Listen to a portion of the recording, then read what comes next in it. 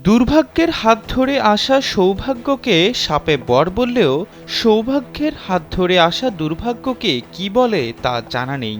দীর্ঘ ৫ দশকের বেশি সময় ধরে বুকের উপর চেপে থাকা আসাদ পরিবারের স্বৈরশাসনের পতন ঘটার সঙ্গে সঙ্গে ধ্বংস হয়ে গেছে সিরিয়ার সামরিক শক্তি। বিদ্রোহীদের হাত ধরে মুক্তির স্বাদ পাওয়ার পরই সিরিয়ার সামরিক অবকাঠামোর উপর নির্বিচার হামলা শুরু করেছে সীমান্তবর্তী ইহুদিবাদী রাষ্ট্র ইসরায়েল। গণমাধ্যমে উঠে আসা বিভিন্ন ভিডিও ও স্থিরচিত্রে দেখা গেছে এসব হামলার ভয়াবহতা।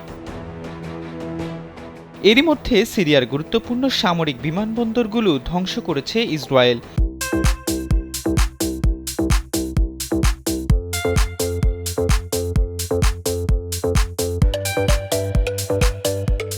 এবার দেশটির নৌবাহিনীকেও ধ্বংস করে দিয়েছে তারা। সিরিয়ার প্রতিরক্ষা খাতকে সম্পূর্ণ ধ্বংস করার লক্ষ্যমাত্রার অংশ হিসেবে এমন হামলা চালাচ্ছে নেতানিয়াহু প্রশাসন। গেল ২ দিনে সিরিয়ার বিভিন্ন অবকাঠামো লক্ষ্য করে ৩৫০'র বেশি বিমান হামলা চালিয়েছে ইসরায়েলি বিমান বাহিনী। একই সঙ্গে দখল করে নেওয়া হয়েছে সিরিয়ার গোলান মালভূমিও। বলা হচ্ছে এরই মধ্যে সিরিয়ার সামরিক শক্তির ৮০% ধ্বংস করা হয়েছে।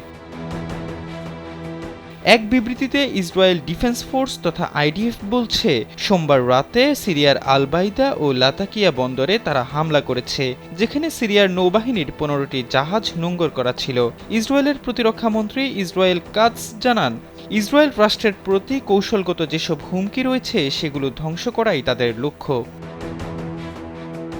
এর আগে বিদ্রোহীদের বিজয়ের পর থেকে মঙ্গলবার পর্যন্ত সিরিয়ার বিভিন্ন সামরিক অবকাঠামো লক্ষ্য করে ১০০'র বেশি হামলা চালিয়েছে ইসরায়েলি বিমান বাহিনী। যুক্তরাজ্য ভিত্তিক সিরীয় পর্যবেক্ষক সংস্থা Syrian observatory for human rights তথা SOHR জানিয়েছে, ইসরায়েলি হামলার লক্ষ্যবস্তুতে দামেস্কের এমন একটি স্থাপনা রয়েছে যেটিকে ইরানি বিজ্ঞানীরা রকেট তৈরির জন্য ব্যবহার করতেন বলে জানা গেছে। সরকার পতনের পর এরই মধ্যে সিরিয়ার গুরুত্বপূর্ণ ৩টি বিমানবন্দর পুরোপুরি ধ্বংস করে দিয়েছে ইসরায়েল। এগুলো হলো উত্তর সিরিয়ার কামেশহিলিতে একটি, হোমসে একটি এবং দামেস্কের মেজ্জহ বিমানবন্দর। এছাড়াও সিরিয়ার সামরিক সদর দপ্তর, গোলাবারুদ মজুদাগার সহ বিভিন্ন গুরুত্বপূর্ণ সামরিক অবকাঠামোতে হামলা চালিয়েছে নেতানিয়াহুর বাহিনী।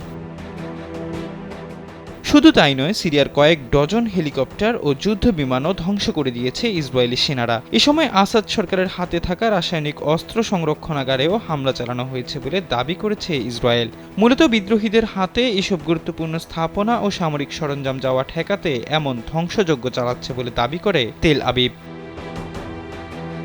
এহসান আবদুল্লাহ, কালবেলা ডেস্ক।